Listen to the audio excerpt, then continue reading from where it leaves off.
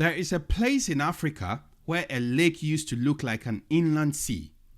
Blue on the map, busy with boats, fishing nets, markets, life. But today, part of that same lake look like land.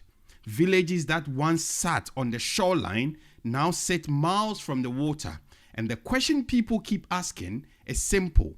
Is Lake Chad disappearing? And if it is, why? Because this isn't just a lake, it's the lifeblood of tens of millions and the front line of the climate and survival story the world keeps missing. In the next few minutes, we will map up where Lake Chad really is, what disappearing actually means in this context. Welcome to the channel where Africa's stories take center stage, from politics and business to culture and the untold narratives shaping the continent. If it matters to Africa, we discuss it.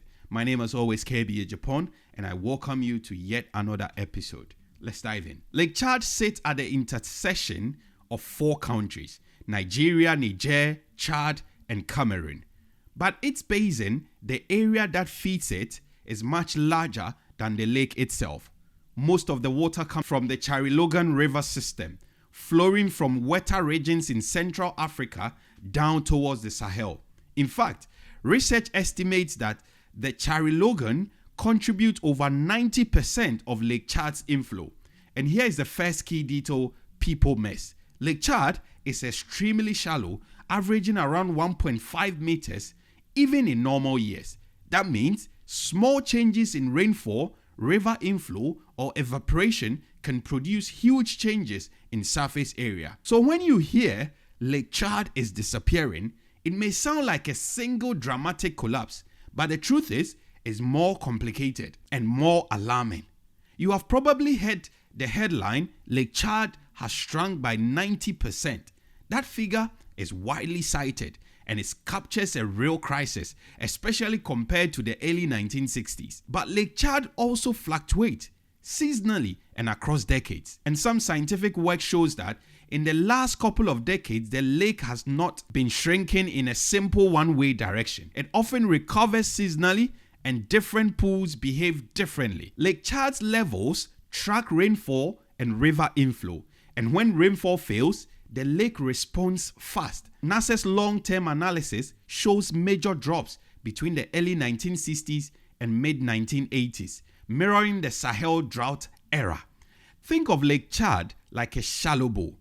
If the tap slows, even slightly, and the heat stays high, the water line retreats fast. And it wasn't one bad year. It was decades where rainfall patterns shifted and drought hit hard, changing what the lake could sustain. So climate matters hugely. But if climate is the shock, the next reason is what turns the shock into squeeze. Reason number 2 is human water use. More people, more farming, more irrigation, all drawing from the rivers that feed the lake. Remember, the Charilogan system provides most inflow. So when upstream withdrawals rise, Lake Chad fills it. In the Lake Chad Basin, water demand has increased against a backdrop of stress, population growth, agricultural expansion, and more extreme weather.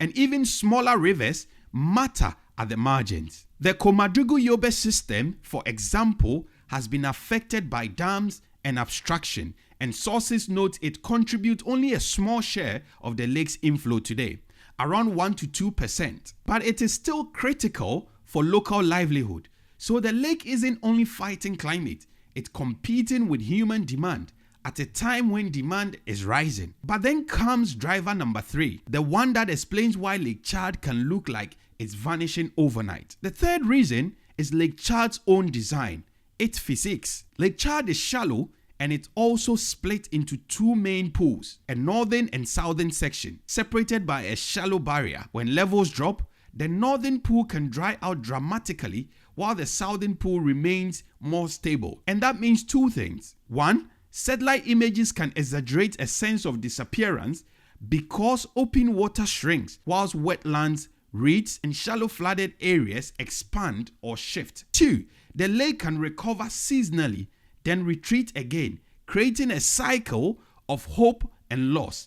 A major scientific study argues that Over the last 2 decades, Lake Chad is not simply shrinking continuously, it often recovers seasonally, and the southern pool can remain stable or even slightly increase depending on inflows. And because the region is hot, evaporation is relentless, so any reduction in inflow gets amplified. So, Lake Chad isn't disappearing like a deep lake draining, it's flickering because it's shallow, seasonal, and stretched. Lake Chad supports fishing, farming, and grazing, and trade, and the broader region sustains tens of millions of people. When the water shifts, livelihood shift with it. The fishermen chase shrinking open water, farmers push into new land as shorelines changes, and then herders move route in search of grazing. Communities then collide over access and survival. This is how an environmental crisis becomes a social